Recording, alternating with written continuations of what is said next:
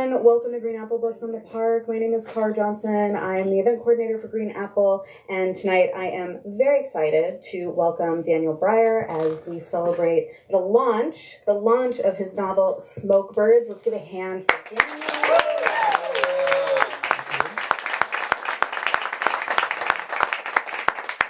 Daniel is joined tonight by fellow author Jeremy Streich. Let's give a hand for Jeremy as well.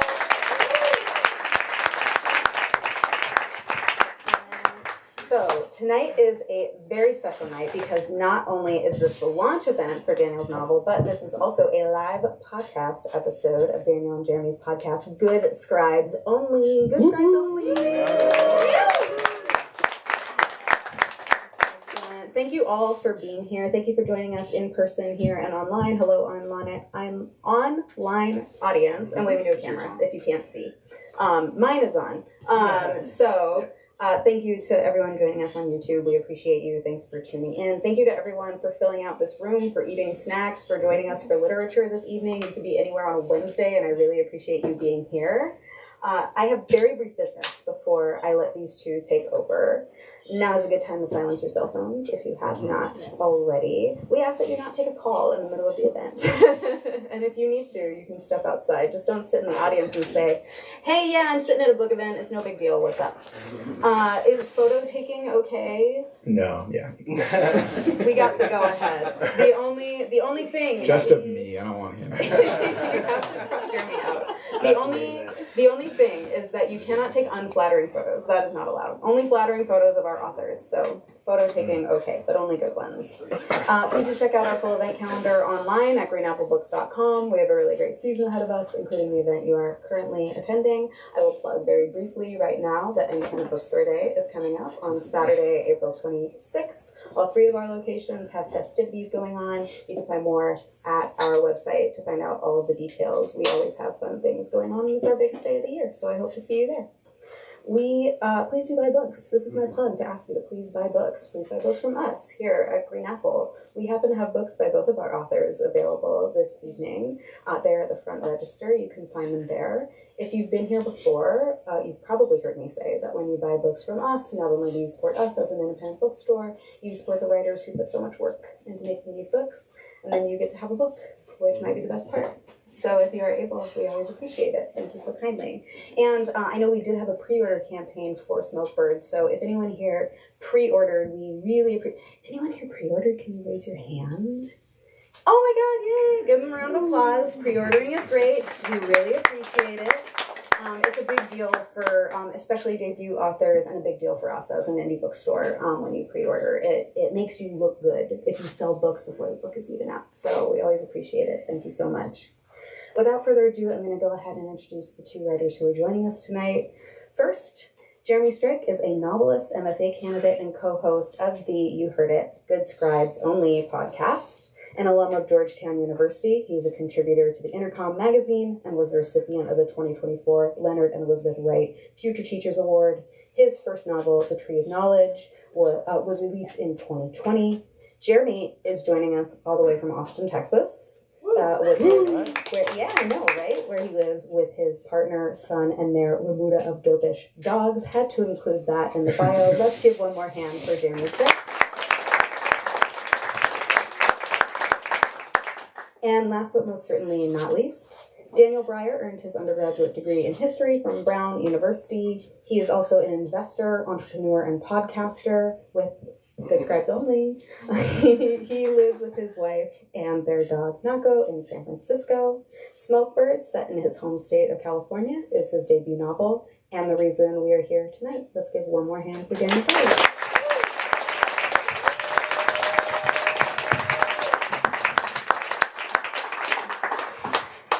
Thank you, Car, and for Green Apple Books for hosting this.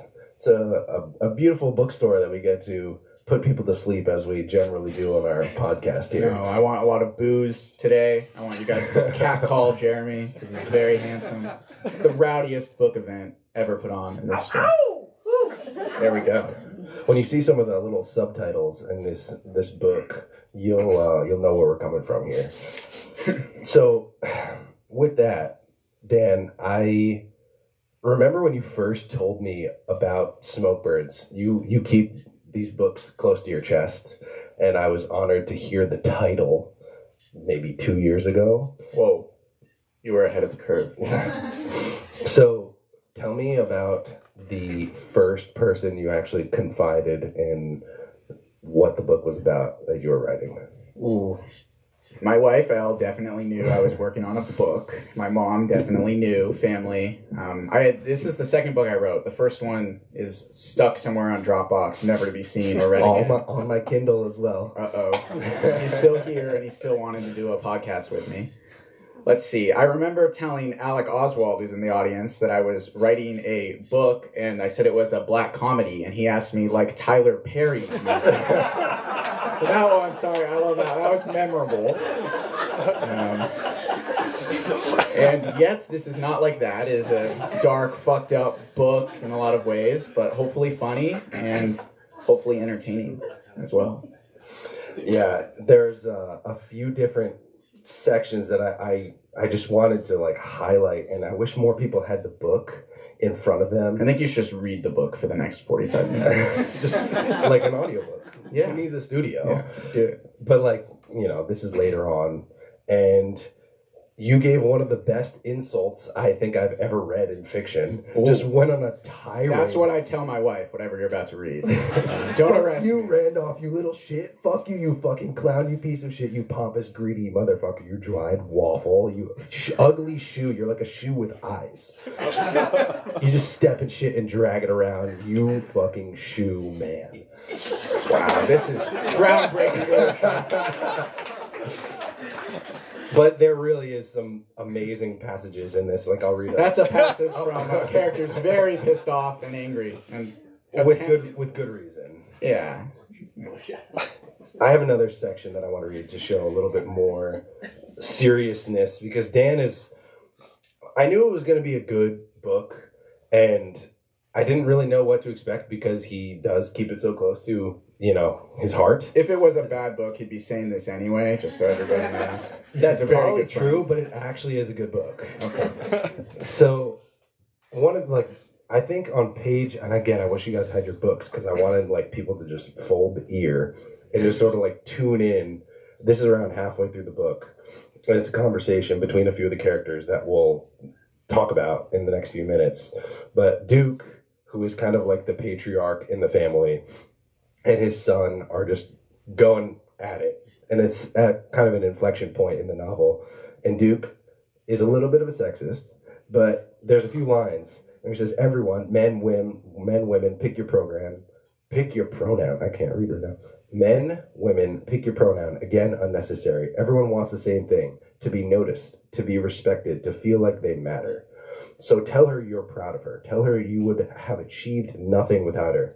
Maybe it's true, or maybe it's not. It doesn't make a difference. With your mom, it was true, he added. I really think it was. I needed her. I didn't say it enough, though. I wish I would have said it more. Duke's words, which Richard knew were genuine and inspired, still landed badly, evoked jealousy. How could he be jealous of his own mom, who wasn't even alive to hear the compliment? While alive, she only knew what Duke called tough love. She never complained, but Richard and Eliza knew it to be true. Her pride could only disguise so much. Even though the mask seemed effective for Duke, who assumed her to be happy, even as he verbally berated her and made her feel small. Now he remembered his marriage as some perfect and precious thing, an artifact from a better time, from a better generation. Dude. Whoa. Dude. Bro. Dude, these 3 pages. Dude. I was like, this is kind of like when a tree is budding and you can see that something's going to be there. I was like, this feels like my comparison for Dan in this book is, I don't know if has anyone read George Saunders before? Snogs. Yeah. The bookstore owner has. It's good. He's pretty good. He's pretty good. He's like one of the better kind of black comedic, not Tyler Perry Yes, novelists there are. And the level of composure and control that you show in this book, which I finished when I landed on the runway this afternoon. That's preparation. That's great. Thank you for being so prepared. it really reminded me of, this kind of George Saunders wit and control of the story, which is very rare. So. I thought you were going to say James Joyce, but I'll take it. No, Not quite there. Not quite James Joyce. So, do you want to talk a little bit about the characters that make up the story? And we usually do a casting in this podcast, like we pretend that we're casting the movie. Yes, and we end up casting the same actors all the time because despite the fact that Jeremy and I both watch a lot of movies, it seems like the only people we can ever remember are Timothée Chalamet, Zendaya, and occasionally I think we'll say Tom Holland.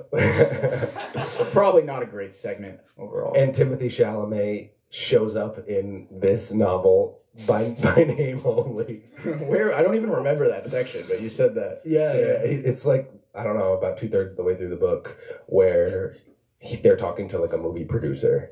And he's like, oh yeah, Tim, he's a great guy. Yeah, okay. Yeah. Nothing against Timothée Chalamet, great actor, but whenever he comes up on the podcast, I just always want to punch Timothée Chalamet in the face. I think it's because he's such an artsy, good-looking, successful guy that I'm just wrapped with jealousy. And he like talks sports too, like, yeah. Anyway, this is not a Timothée Chalamet conversation. I think it should be, so it's okay.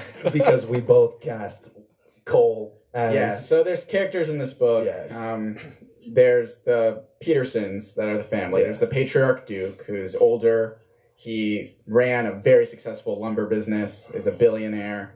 Then he has 2 kids, and Richard and Eliza are the 2 kids. And Richard, all the characters are incredibly flawed. I don't think there's anybody in this book, sadly, that you would want to spend a lot of time with, which is maybe a quirk of the way I see the world or just my writing process in general. And then Richard and Eliza, so siblings, and then Richard is married to Lily, and they have 2 kids, Cole and Emmett, which, fun note, because this is a climate-focused book, Cole was kind of like coal, right, C-O-A-L, and Emmett is like emission, so that's how creative and talented I didn't know. See? Just for the people in this audience, that's a rare look into my mind. So we did cast Timothée Chalamet has to be Cole, because if you read Cole, you just want to punch that guy in the face. Yeah, he's a little insufferable. I think all the characters, right, are pretty insufferable. So why do you... We've talked about this before, but now that I've read your book, I'm just curious, like, why do you like writing characters that are like that? Because I hate myself. I think a lot of the books we've discussed on our podcast, some of the times where we maybe disagree the most are just, you're like, I have nothing to like in these people. And I'm like, yeah, but that's why they're so interesting. Mm-hmm. And what comes to mind? James Baldwin, Another Country, that was an episode like that. Rabbit Run, John Updike writes pretty unlikable, shitty people that I'm obsessed with. And you're like, why do I have to spend time with them? And yet I wrote a whole book where you have to spend a lot of time with some pretty shitty people. And I think it's less of a reflection on what, I'm not coming at this from a place of I think humanity is doomed and we all suck. But I think when you're tackling something like extreme wealth in the face of climate change, and then you have the people who are so dead set on avoiding the worst consequences of it, these are the people that are going to be very repressed and very insecure and yet have a lot of power in a lot of ways. And that creates a very bizarre concoction in their personalities. Yeah. So for me, there could have been a realistic hero, and maybe Bella for some people is more of that, but even Bella is a person that Cole, the youngest, it's his love interest. She represents kind of more on the left, pushing back against the Petersons' power. And also she's kind of written in an insufferable way. She's very preachy. She can take advantage of people. She's not afraid to, push the limit in ways where I think most readers would feel like this is excessive. Not okay. One of the things I thought was really well done in this book, and I think it makes it really relatable, as well as just about every character, every essential character is like an archetype that you can look at, you can read and recognize. And I don't remember where, I was trying to remember where I heard this quote earlier today, where I heard this quote. And it was talking about how the best writers are scientists in the way that they're like observant of culture, and they're making social criticisms about like archetypes of people, not necessarily like making fun of them, but just observing what they are and portraying them that way. And I just wrote down the characters, and we have Lily, that's the mother in this story, who's kind of trouble. There's a lot of characters, so if you haven't read this book, this conversation might suck. We're going to try to make it okay. Well, to characterize her, Lily, she was chatty. This is basically a direct quote. She was chatty like other moms, but she was concealing something dire. And when alone, she knew she was none of the things she pretended to be. Which is a line, and I was like, that's fire. So she's, again, kind of that stereotypical, archetypal, maybe you'd say, rich, privileged woman. My mom would like me to clarify that Lily was not based on her. No. Lily is a pill-popping, drug-loving, supplement-taking, so far more like myself than my mother. Anyway, I feel like the purpose of making that point was just how good it is and how relatable it is, these characters. So when we say Cole is Timothy Chalamet, like Timothy Chalamet is not in your everyday life. So it's just do you want to do your cast, or should I tell you who I cast? I think it would be more interesting to hear from you. I sent Jeremy when I was first starting this book, I kind of visually thought about some actors and actresses just to help me think through what they look like. And I had an assortment, but that, even when I sent you those notes were so early.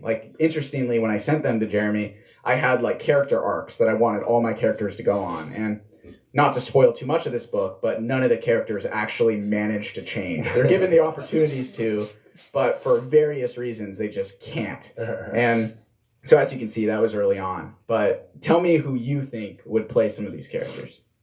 Some of them I'm more confident in than others. So we have Cole as Timmy Chalamet. Of course. Fuck Cole.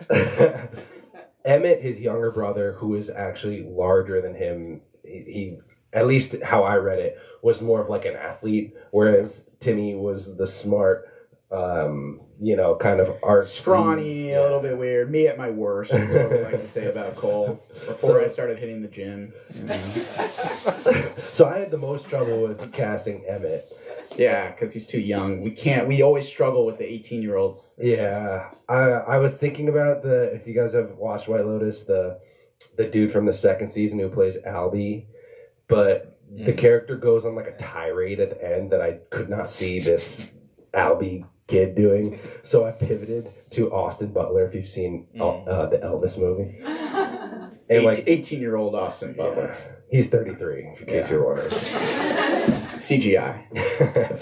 And then, in a bizarre turn of events, I accidentally cast the Frozen cast for the two female characters, which I realized afterwards. The voice actors of the Disney movie Frozen. Yes. Not Elsa herself. No, not Elsa herself. And Anna. Although as an animated movie, this probably has a better shot of getting made. Yeah, I think so. Maybe kind of like Team America. Low budget. Yeah. So I cast Lily, who was the pill-popping housewife, as Kristen Bell. Nice. Yoga going pretty... I'll stop there. And the other female character, also from Frozen, is Eliza, and that's Richard. That's the daughter of this lumber baron. And I inadvertently cast Idina Menzel. She doesn't sing, but in my head, I was just picturing that character. I have no idea who that is. But she's welcome to be a star in my movie. Maybe you should write some musical numbers, because she can sing really well. Good. We can have Manny write those musical numbers. He would crush it. Okay, I'll just go faster through these. Chris, I don't want to do any plot spoilers. Chris is the CEO's chief of staff, essentially. Yeah, they're him and Eliza are jockeying for power under Duke. So COO, head of business, etc. So for Chris, I cast Paul Giamatti. Nice. It's a good one. Also want to punch that guy. And you have to keep in mind that if this was a movie, it would be the highest budget movie. No, we can do it. They want an indie piece. Yeah. It's about billionaires, so yeah. So Duke is the lumber baron of California, and I cast who you cast for his son, but I cast Bryan Cranston. Nice. In his kind of Walter White mode, I'm a badass and you can't stop me. Richard, I'm curious your take on this one. Okay. I had Glenn Powell. Okay. I like it. Yeah, I think Glenn Powell could pull it off. I was not expecting that. That's a good one. Did I miss anyone? That's the main. Yeah. There's a lot of people in this book, but hopefully not too confusing, right? I switched POVs and No, as a reader, no, it was cool. It's kind of like this roving camera where you go from chapter to chapter from, you have Cole's point of view and you have Emmett's point of view, and there's no real order to it. It makes sense from the way the story is told. that's good. It's accomplished one of my goals. It's way harder to do than you'd think to do well. Like a lot of writers will do all these different like oscillating points of view, and it just becomes like disorienting unless you're George R. R. Martin, and then it's just like easy. But for most people, when you have to shift thought process, it gets very muddy. So you did a really good job with that. Thank you. I think what I love, and if I were to pick something that's the most fun, it's when you're writing from a character's head, right? I'm inside Cole's point of view, I'm inside Emmett's, then all of their thoughts are the thoughts that those characters are having, the way they see the world, it's their reactions, and you get to kind of inhabit these people, not just through their quotes and things they're saying, right? But the actual prose and the actual way their thoughts emerge. Yeah. And so on. Yeah. So you want to touch on some of the themes and like the why? I didn't ask you that I didn't ask your permission to ask you this question because you can go for anything. I know it's a hard question, but do you want to, is there like a why behind a book?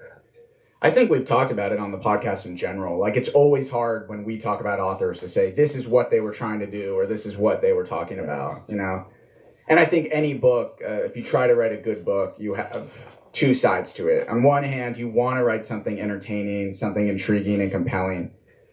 And generally, you want to have some, I think, like, what is the point here? Like, what do I want people to take away? But you never, in my opinion, you never want it to be prescriptive. You don't want to say, after reading my book, this is what I want people to think. These are the problems that I've proposed solutions to. This is definitely not that type of book, but instead, shining a light on what it could look like when extreme wealth coupled with climate change goes horribly wrong. And exploring those dimensions from, I hope, these very realized, very shitty characters. Well, I feel like we skipped over a really big, important part of the story where... Yes, the part where I cast Jeremy for the second half of the story. I wrote him in and then murdered him viciously. Yeah, so you're like Kurt Vonnegut now? Yeah, you're in all my books. You just don't know it. Well, so one of the really interesting... if you know Dan's tastes, he doesn't like science fiction. And this is not really science fiction, but there for sure are elements of, like, people would call it speculative fiction, which I think is relatable to, like, non-normal readers as well. Essentially, the story is set in 2030, I believe. I think it made it to 2028. 2028. I kept changing it because this book took so fucking long to get published. And when I first started writing it, when I was like, oh, I got an agent, I got a publisher, it was already too late. I was in the modern era. So I kept bumping it. No, I think it ended up 20. And you, like, referenced the Hawaiian fires in 2023. Yeah, originally they went to Maui, and I was like, this is where the rich people are going to escape from fires. And then it's like, oh, Maui's on fire too. Fantastic. Which was actually Change Islands. a cool plot development. But so it's 2030 in California, and I imagine a lot of people here are like native Californians or have spent a lot of time here. I only like native Californians. Oh yeah, I guess you don't like me then. So, like, you've seen a forest fire at its worst, and just imagine that dialed up times 50, 100. Yeah, even though I would say, like, the people in LA recently, and right now, these fires are just so crazy. And every year in California, it's kind of like, when's the smoke pollution going to come? Which part of the state is going to burn? And yeah, I started this book in 2020 after, in San Francisco, there was just the Orange Sky Day. If people remember, you walked outside, it was horrible. And there were people who were like, how do we get out of this? How do we escape this every year? Where can we go? And then there's this whole other side of people. It was like nothing was wrong. It was just like going about their day as if there wasn't the apocalypse happening in front of them. And since then, we've had good years. We're in the Bay Area. There hasn't seemed to be a lot of smoke pollution. Then we've had really bad years. But where this book takes place is just so consistently that every year there's going to be massive amounts of smoke pollution from fires.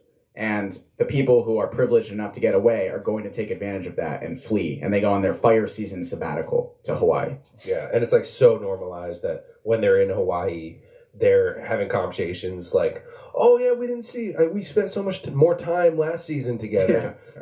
It's like a summer break, except now they go for fire season. Yes, exactly. And there's all these like little interesting things. Like, if you probably know that Dan has how many wearables do you have on you right Dude, now? I'm doing really well right now because I'm multiple microphones. I think I just have my Whoop right here right now. Okay. That's good. You don't have like a tracker on your ankle? Or I have like an ankle bracelet, not because I was a convicted felon, but supposedly, like Lily in the book, it was supposed to vibrate and help me de-stress or something. And at one point I had the watch and the Whoop. So. I've been shedding layers. Do you remember at your bachelor party, which several people here were present for, and it was like, I don't know, the Sunday we were about to leave, and you were just looking at your watch, and you're like, "Oh my god, I can't believe these numbers right now." I don't remember that at all. Was this after enough tequila and nicotine pouches that I was no longer able to? I mean, I haven't been a part of too many bachelor parties, but we were pretty tame,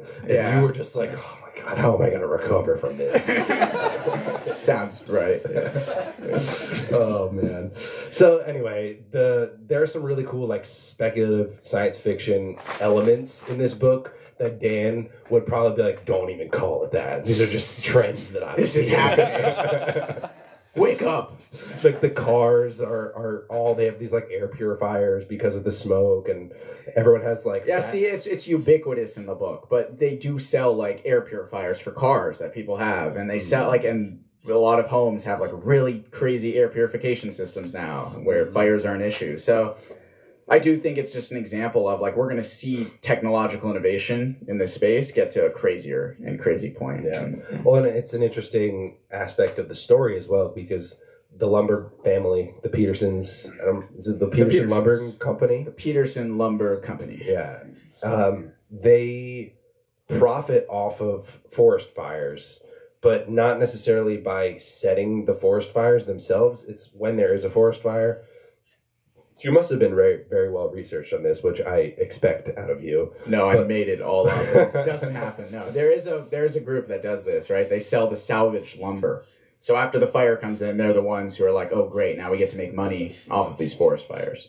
So do not have any personal relationship to that business or anything like that, but I just thought it was such an interesting framing to talk about climate and wealth inequality, to focus on a family that its money comes from capitalizing on climate change and fires. Well, and another thing that I thought was such a good nuance, which I know you appreciate in reading characters. Duke is like an asshole, but he's a great leader and he's built this $1 billion company.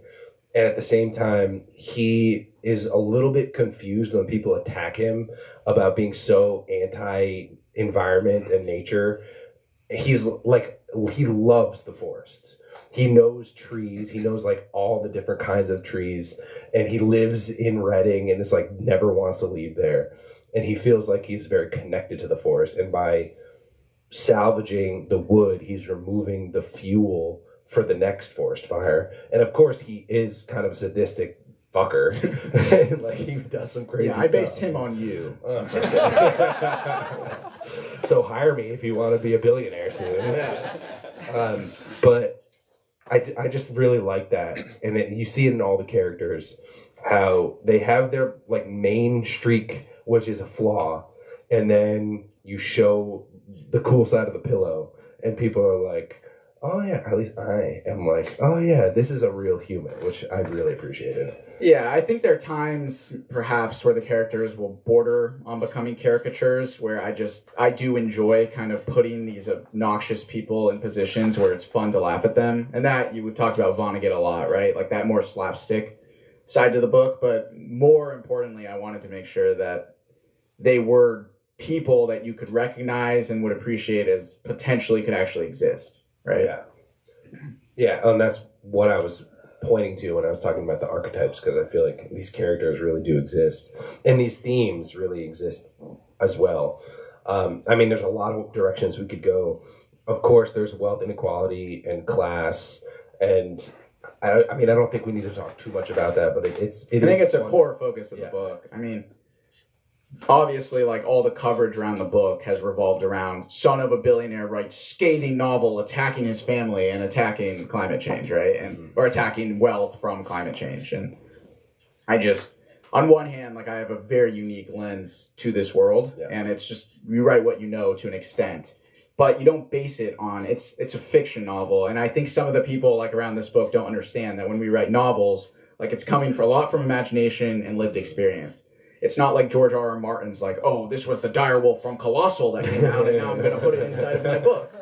Like, no, like, these things are way more complicated. And a lot of the bad sides come from ourselves more than, oh, person's based on this person I know, or this person's this person. But at the same time, like, being part of this world, like, I think the same way that Succession did such a good job with it in TV and White Lotus and these other mediums, you can find a very humorous lens to explore, like, what goes horribly wrong when people have very little introspection coupled with an obscene amount of wealth and power and really don't have to face any consequences for their actions.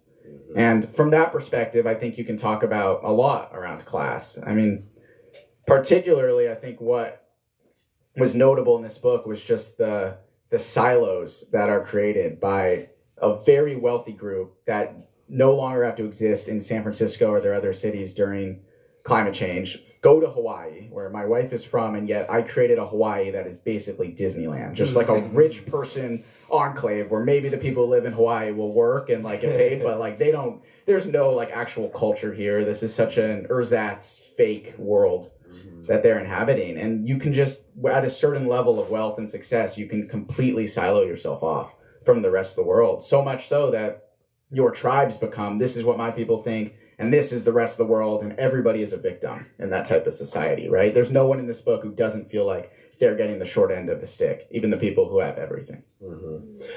I thought that maybe that place might have existed in real life, and you had been there before.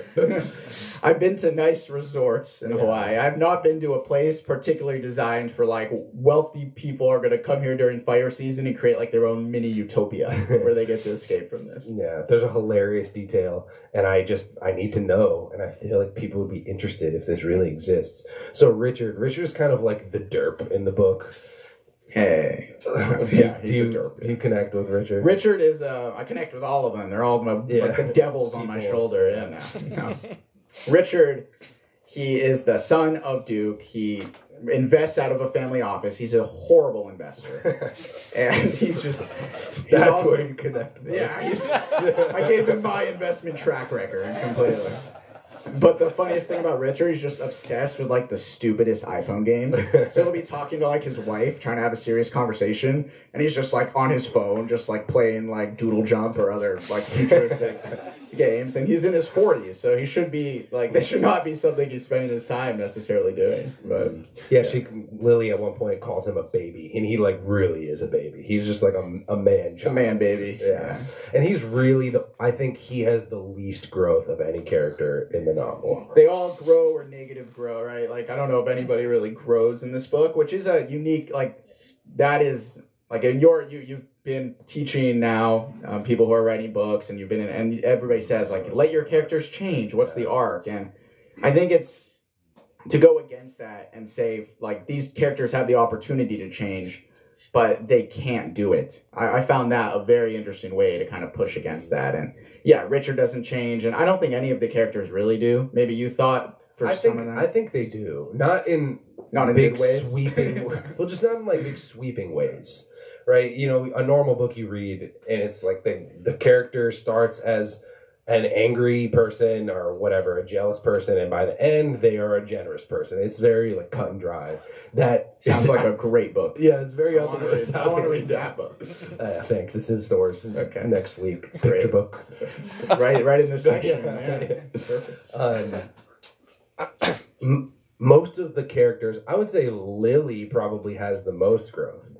Because we won't spoil too much, but she really comes into her own throughout the story.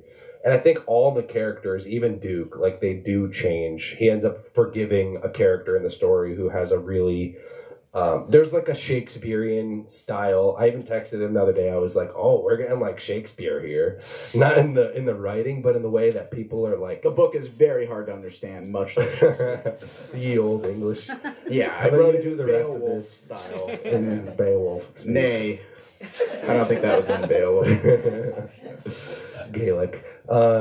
When my wife says that, oh, you only speak one language, you're so stupid, I speak three. I'm like, well, I speak Old English and New English. And then she tries to read me Beowulf, and it's like, no, you don't. I'm like, that's true. I just speak English a little bit better. Kind of like New Old English. Yeah. Like the books we read. Exactly. I don't know if I agree with... I think the characters, like, they act different. Obviously, it's not that these characters are so static that throughout the book, it's like, okay, they're doing the exact same things. Like, yes, they act differently through different circumstances, but I think at their core, they all just, they want to get closer and closer into their tribe, and they want to entrench themselves there. And I think that's where they don't, even Cole is, I mean, we won't spoil again too much here, but he has the opportunity to go against his family, and then you watch him kind of be brought back into the family because that's so much safer and so much easier. And none of the characters are able to kind of break out of their silo. Yeah. And at the same time, and this was a theme that I picked out of the book, was alienation and independence. And it centers around this Peterson family. I think it's, how many characters? 2, 3, 4, 5, 6 characters in the family that are like the point of view characters.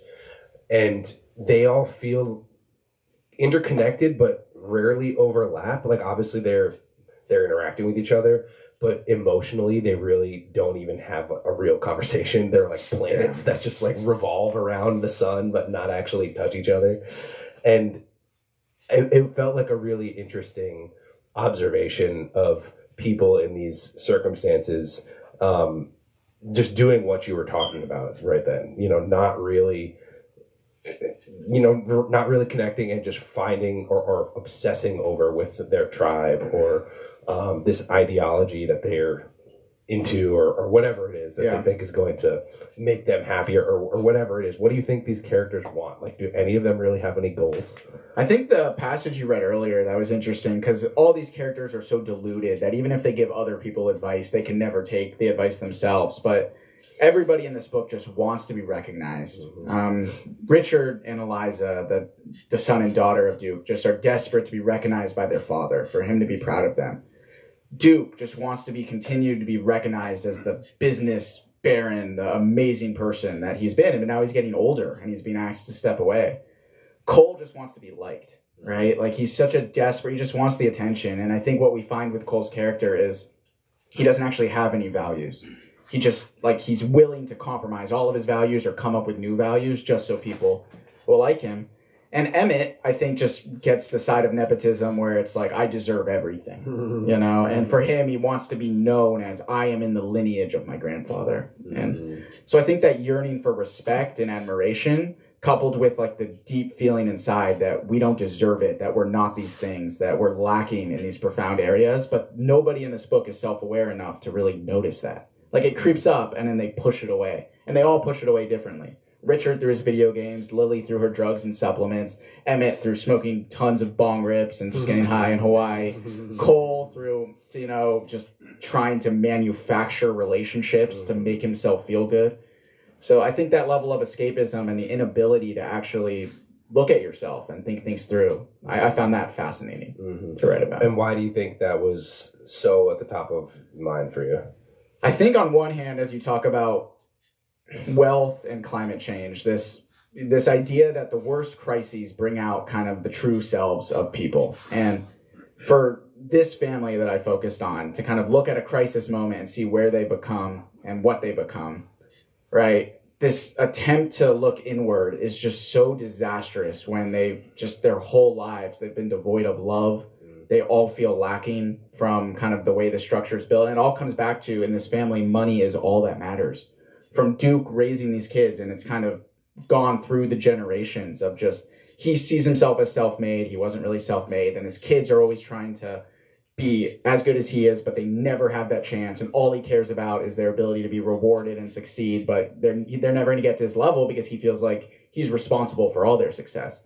And then Cole and Emmett are at this final line whose parents aren't even proud of themselves, but they're all like exerting this pride. And then Cole and Emmett are like, how do we fit into this? Yeah. Right? Yeah, they're all just kind of like running on that hamster wheel. Yeah, it's a hamster wheel. Yeah, it's like what good does Richard have for, $100 million more dollars? I don't even remember the number that he None of the gets, characters in this book, right? Yeah. Like at a certain point, you wonder what what is this next business success going to solve for them? Where are they going to achieve? But they're so locked into this ambition itself.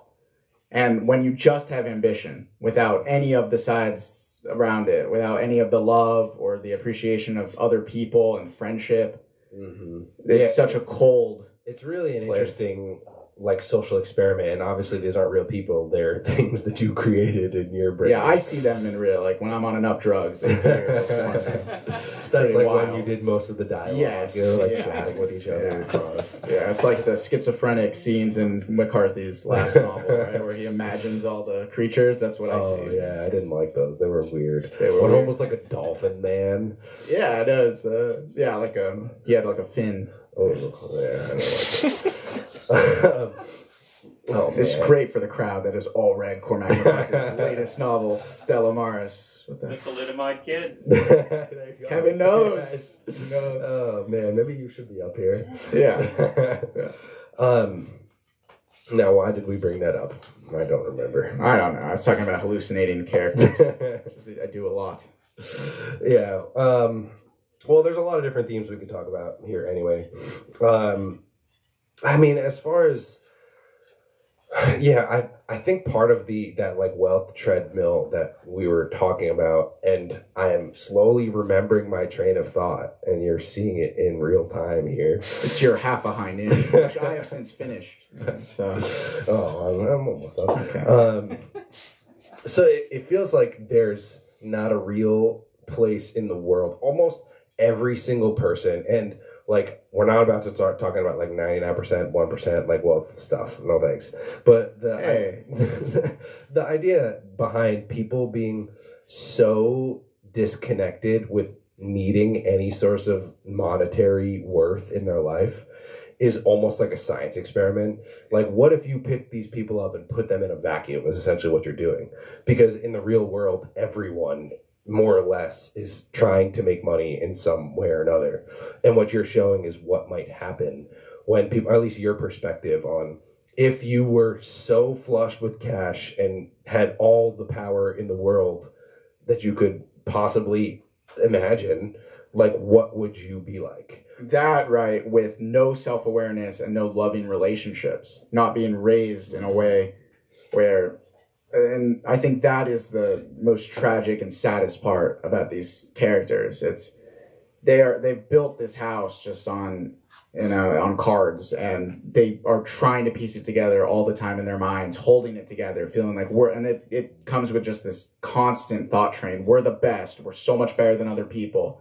And it's that ego that's just yelling in their ear to prop them up. But we know that ego is just trying to protect them from looking into the mirror and figuring out maybe we're not if you take away my money, what am I? Who are my friends? Who are the people I love? Who would still be there for me? Mm-hmm. Right? And I think that deep insecurity that all these characters have is why they sometimes do such horrid things in the novel. Yeah.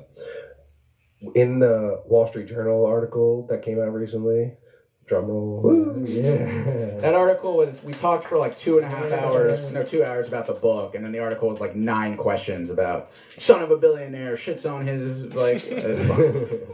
it was better. Yeah, people, 35 of the Wall Street Journal comments I think wanted to kill me, but then some people were defending me.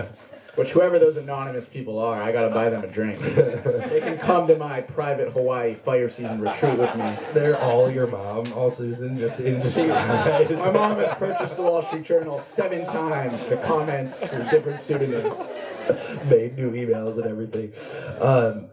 Well, so one of the lines in that essay, article, whatever you call it, was talking about how in this world where there's so much fiction about the ultra wealthy And I hovered on that line. I was like, is that really true? And maybe I'm just like missing a beat. Obviously, there is Succession and White Lotus, which are not even novels, but fictional tellings, which I definitely think this, if we're doing like a holy triad here. Oh, I'm the third. Smokebirds. I'm like the weird triplet, though, you know? The one that, like, Succession and White Lotus are so popular, and I'm like the kid who's kept in a basement. So I don't know if I want to be in this.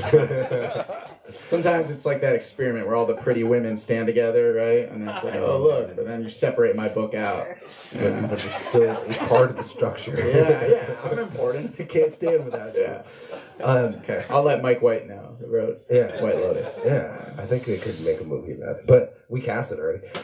Yeah, it's perfect. Good budget. Why do you think, we all understand why people are so obsessed with the idea of tearing down the ultra wealthy right now? It's very in vogue. Yeah, I mean, and we're not gonna have time, but like wealth inequality has just gone into a point where the silos are getting so much bigger and the separation's getting larger.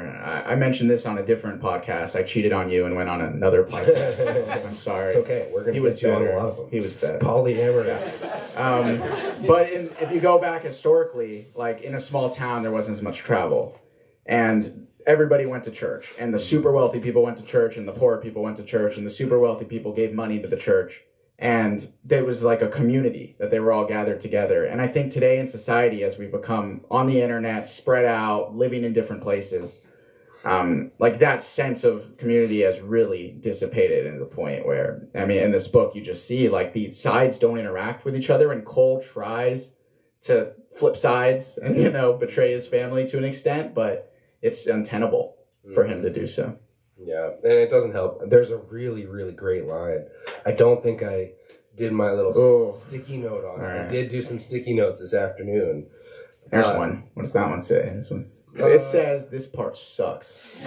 Well, it's not it has nothing to do with what we're talking about, but okay. On a writerly level, as a writer person, I was like, oh, damn, good job. Cole's thoughts zoomed through him and seemed to rip pieces out of his mind out as they came and went until he was incarnation of fear itself. Retracted, withering, wrecked. That you didn't expect that to be read aloud at your book launch.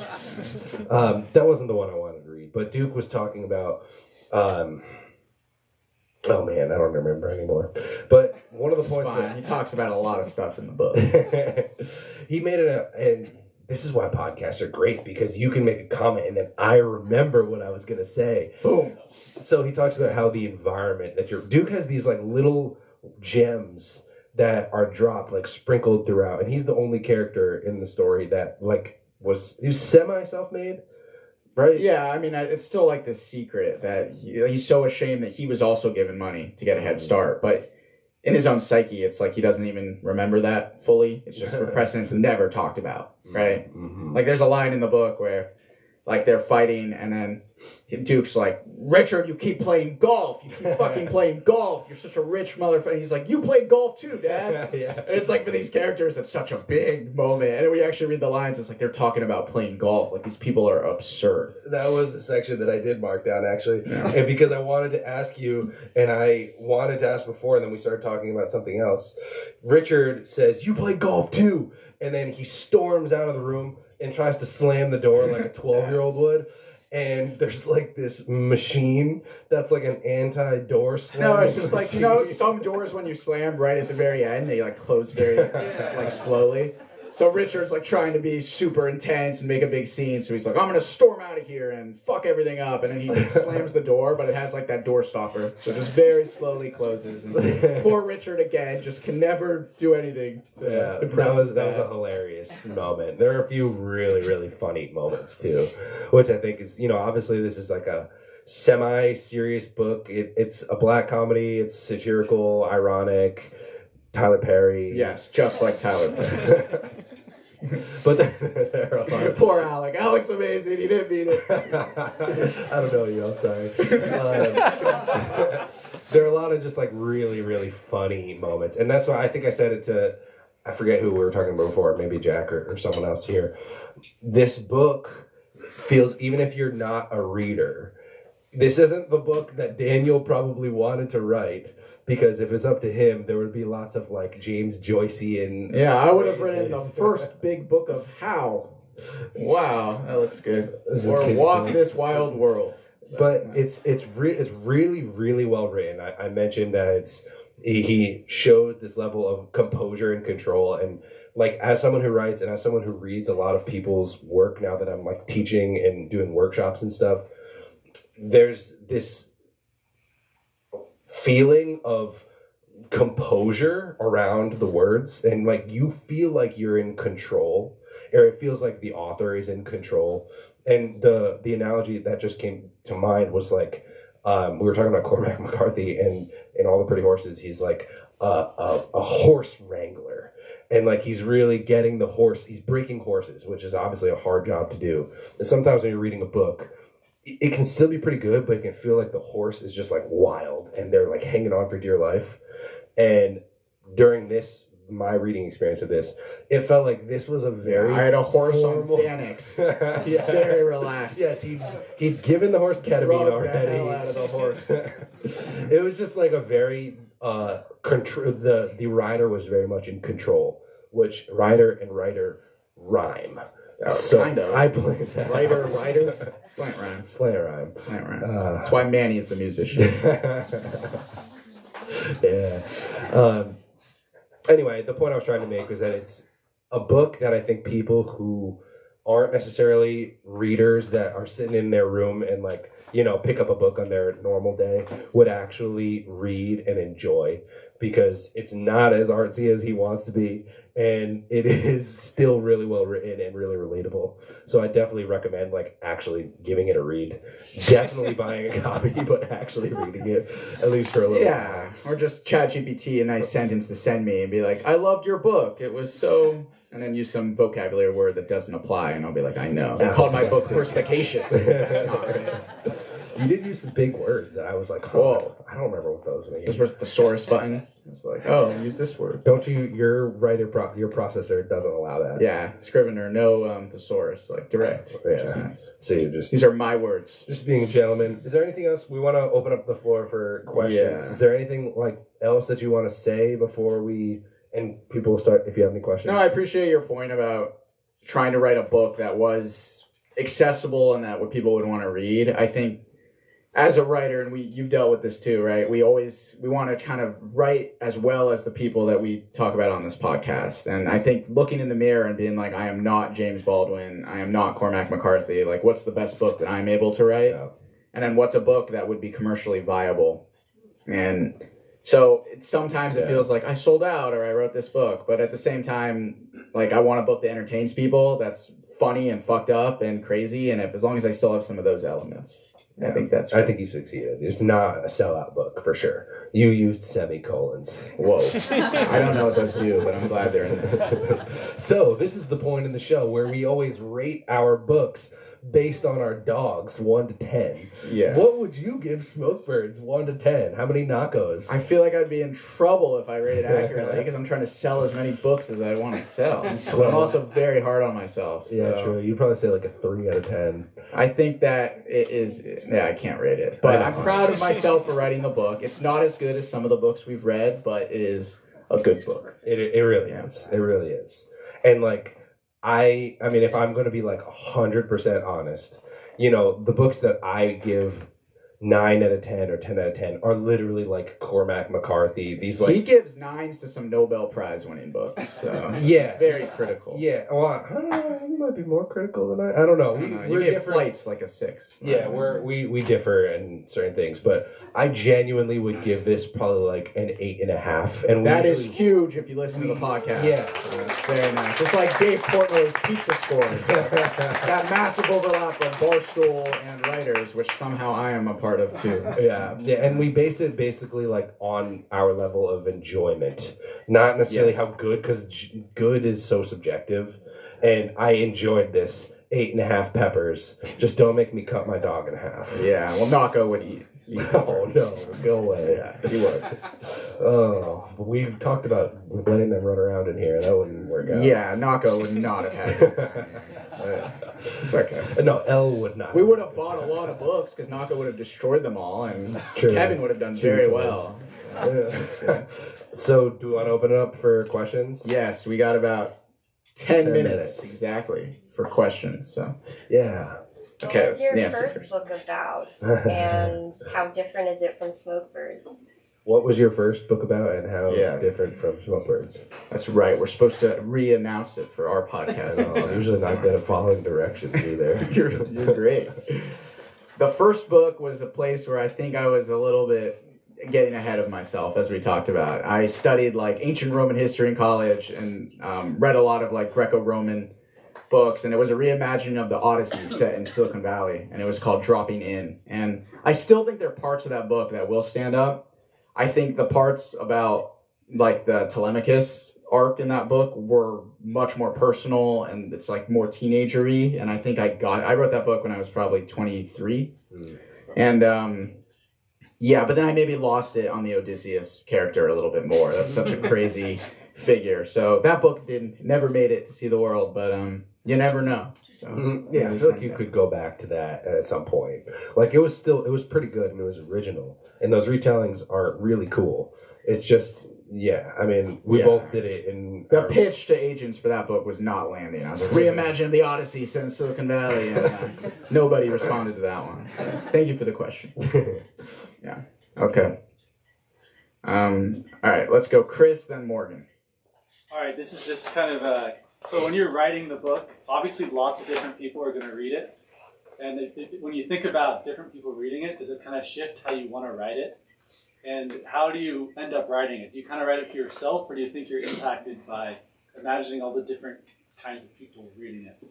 I think that's a great question. I think when writing a book, you never want, like, was it Kurt Vonnegut who always said write for one person? I think he always wrote for his sister. And I don't necessarily like imagine, like, I'm writing this book for this person, but I think when you start thinking about this is what all these people are going to think, it gets complicated. I think what the thought that I kept having was just write the best book that I can write and that means showing up how I'm able to write it right now. Like, I think I'm capable of a better book. I hope my books keep getting better, but like, this is what I have in me and people are going to receive it. I do think it's interesting in this book that a lot of the people who read it so far have had very different views of the characters. Like, everybody hates most of the Petersons. I think that's fair. But Bella, who we didn't talk as much about, is this character who stands outside of them and is pushing back on their power.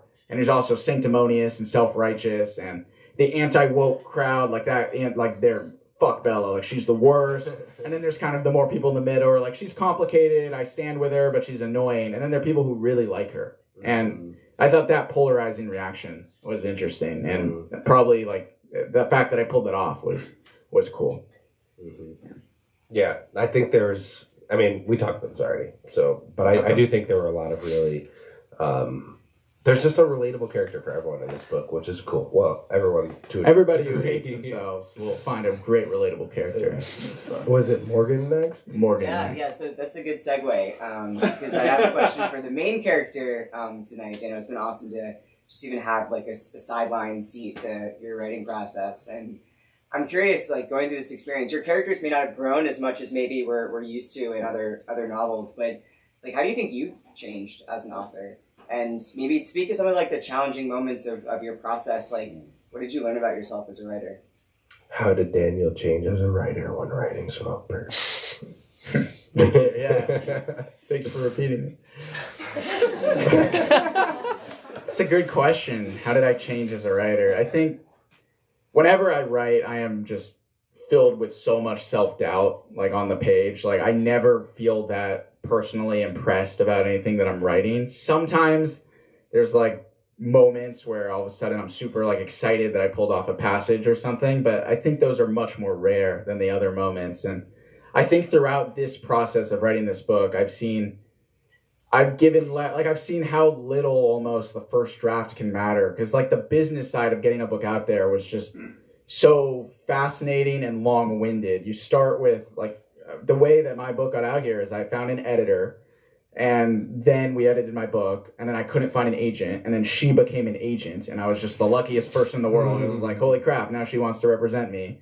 And then you do another round of edits, then you work with a publisher, and you do a bunch more edits, and then by the very end, it's, okay, this is what I have. And I think you realize, like, one, there's a lot of support that happens throughout the book, and I think being a little bit more okay with, I didn't pull this off yet, but let me get some feedback and let me change, instead of what I started with was, let me write like as perfectly as I can so that this book is ready to go out. Follow up to that, did you feel like I felt like you were, your faculties as a writer were stronger, like you were in control, like I mentioned? Did you feel that at all while you were writing? It's so hard to say, like, did I feel better than... I think I've been so humbled by writing books. Like, literally just, like, brought to... Like, the first book, when I think both of us kind of talked about this, when we first started writing, we're like, oh, our books are going to get published, and we're going to be out there, and we're going to be like Bret Easton Ellis, and we're going to be at all these parties about how popular authors we are. No, not that I would have gone to the parties anyway. It would be nice to think that, hypothetically, I would have been able to. It would throw off your wearable score too much. Yeah, I don't want that. No. Not a lot of small talk happening there. But, yeah, I think for those, like, thinking from the, like, just how hard it is to put something together and then just to be humbled by what that became, I think fascinating to now reflect and think I have to go potentially do this all over again for my next book. And right now, that's tough to imagine. But I think I'll build up the strength to do it again. Yeah, it's a great question. They've all been great questions. We probably don't have time for one more.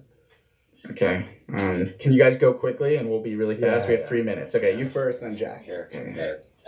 What made you decide this was the topic you wanted to write about? Because you pick one, and it's a multi-year relationship, so you need to go so deep. Yeah, I think the main idea just came during that weird feeling in San Francisco when the sky was so dark. You woke up, it was like 12 p.m. and it looked like it was the middle of the night. And then some people were just riding around on their scooters as if nothing was happening. There was also the pandemic, and it was this very bizarre moment where it's, what the fuck is going on here? And I wanted to write about that. And then I wanted to write about that voice in my head that was like, why am I here? Like, let me go to some place and to get away from this smoke, because this sucks. And I was like, what am I doing? Like, maybe I should try to work on this smoke or figure out like what we can do to make this better. But that reaction I found very compelling personally as I kind of looked at myself and thought through what that would be.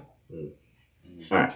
Cool. Jack, founder of my company. Philip is here too. Flare. We have 230,000 users, 32,000 as of today. Yeah. The only reason I've had any success in life because of all the, like, I have the nepotism side, and I have Jack who stays up all night working, and I call him and Philip occasionally. All right. So I guess my question is, what if you had to choose one moment, Daniel, in this entire journey, what would be the moment that you feel like is most enjoyable about publishing a book? The most satisfying moment? Was that like after the first draft? Was that after finding an agent? Was it this moment right here? This is a great moment. I'm very grateful for everybody who showed up. It was kind of like, this is crowded, but it's the perfect size. Like, everyone is somewhere. Sorry for the people on the stairs, but thank you very much. So this is awesome. I think getting the agent was unique. I think I had been through, you cold email these people, and Jeremy's been through this too, forever. And we like put email trackers on so we can see when they're opening up our email. And you don't even send them the book. You send them like a little paragraph, like a query letter saying like, and nobody responds. Nobody opens the email. The vast majority never respond. And I probably tried to reach out to hundreds of agents. And I was personalizing them and trying, and it just seems so hopeless. And I had this editor who I met, Emma, my agent now, but like she was like, this book's good. Like, why aren't you getting an agent? Like, and I was like, I don't know. No one's responding to me. And then she called me. It was at Sophia's wedding. Who's here. I don't know where Sophia and Keith are, but they're somewhere here. But yeah, there they are. It was at their wedding. Like, the day, like, I got a call, and she was like, I want to represent you. I'm an agent now. And that moment was like, hell yeah. Like, this book might actually get into the world. And it took years before that. That's sick. The publisher, I think, too, was huge. At least the publisher, I'm very grateful for the publisher. But it's also, you get rejected by so many that it's like, wow, like nobody wants this book, and then somebody does, and it's great. Well, it's sold out on Amazon right now. There's more coming. Yeah, the supply-demand economics here does not necessarily work out. So I appreciate everyone who pre-ordered a ton, but there's going to be books. They'll be coming out. They sold out of their initial, but we'll be printing I think many that's more. a good sign. You don't, but I think it's a good sign. Yeah, I wish we could have predicted the economics a little better, but people will get their books, and there are lots of books here, or maybe not lots, but there were some books here that I will sign for you. And But you probably want to add something about ordering from an independent bookstore. ordering from an independent bookstore is by far the way to go, because Amazon is made up of people that exist in this book. Yeah. We don't want them, but the green apples of the world are the way to go. Seriously, like ordering from the indie bookstores, just move. Like it means a lot more to the author. Yeah. And we walked by a bookstore earlier today, and you were like, I want to be in this. yeah, absolutely. Like so much better than to see everybody who wrote a review on Amazon without reading the book yet. I am so grateful to you. And people who read the book, please leave these reviews. But if you're going to buy the book, go to Green Apple, go to these other bookstores. Yeah, that's like selling from places that actually sell books like this. I think that's so important. Yeah, and thank you for hosting us. Thank you. This has been a lovely event. Thank you, Tom. All right, we're an hour, 1 minute, and 27 seconds. That's pretty good. Well, this was the first live Good Scribes Only podcast. Yay. Our most listeners ever. Hey, we got a couple hundred. We're I good. know, I'm just kidding. Well, I love the book. I hope people will buy it, and my mom wants a signed copy, so I need to buy 2. I'll think about it. Well, thank you, everyone. Thank you, everyone. Can we keep it going for Daniel Breyer and Jeremy Streich?